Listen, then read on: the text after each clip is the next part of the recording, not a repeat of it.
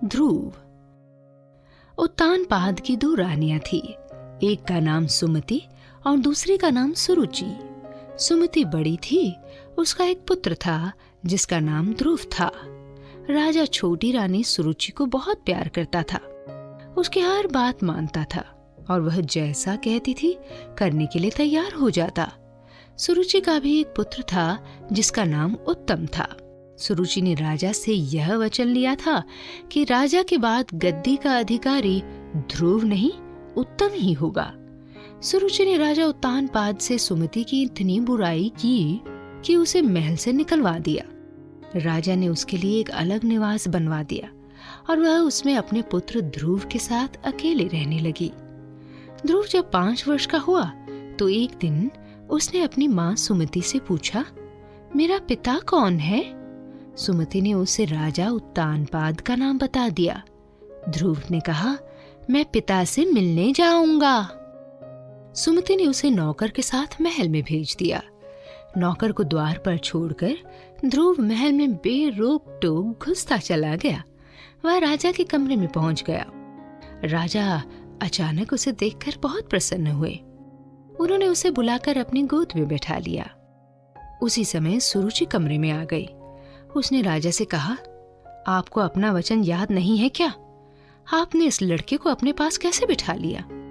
उतारो इसे नीचे और भगाओ यहाँ से। राजा मुख से कुछ भी न बोले। ध्रुव स्वयं राजा की गोद से नीचे उतरकर उसी क्षण वहां से चला गया। उसके मन पर गहरी चोट लगी थी। घर आकर उसने सब बात अपनी माँ को बताई।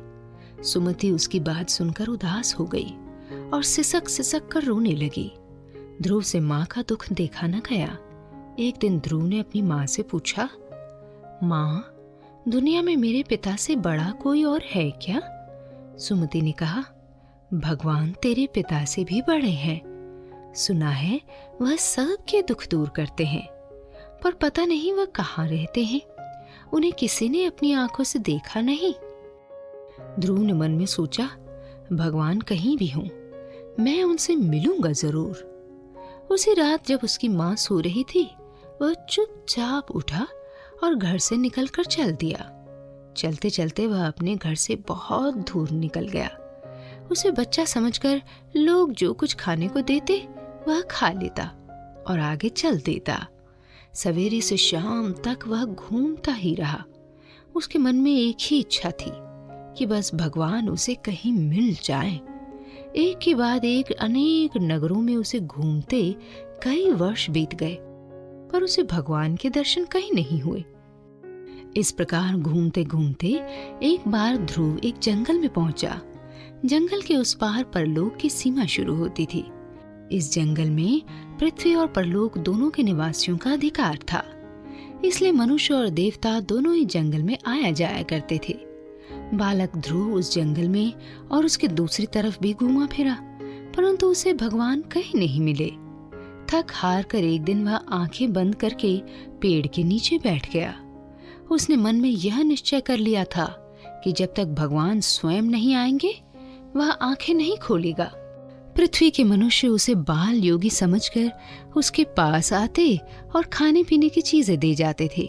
ब्रह्मा, विष्णु, महेश, इंद्र और कई देवता परलोक से उसे देखने आए और अपना अपना परिचय देकर उन्होंने उसे आंखें खोलने को कहा, परंतु उसने अपनी आंखें नहीं खोली।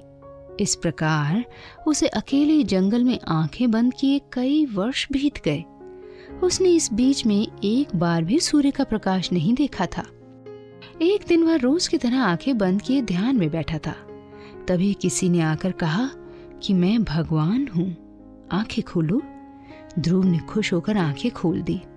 उसने देखा कि उसके जैसा ही एक मामूली सा आदमी उसके सामने खड़ा है। उसने ध्रुव से कहा कि तुम मनुष्य में ही भगवान को देख सकते हो। भगवान वहीं बसते हैं जहां मेहनत करने वाला मनुष्य अपना खून पसीना एक करता है। ध्रुव की समझ में बात आ गई। उसने उसी समय उठकर गरीब मेहनत करने वालों की सेवा का काम शुरू कर दिया। वह उनकी बस्ती में जाकर उन्हें सुख पहुंचाने का काम करता। कोई बीमार व्यक्ति हो तो रात दिन उसके पास बैठकर उसकी सेवा करता था। इसी प्रकार कई वर्ष बीत गए।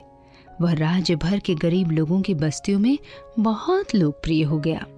उधर उत्तानपाद काफी बूढ़े हो गए थे। राज्य का काम उनसे संभल नहीं रहा था। उनका पुत्र उत्तम भी बड़ा हो गया था। उन्होंने सोचा कि अब उत्तम को राजा बना देना चाहिए। सुरुचि यह सोचकर खुश हुई कि वह अब राजमाता कहलाएगी।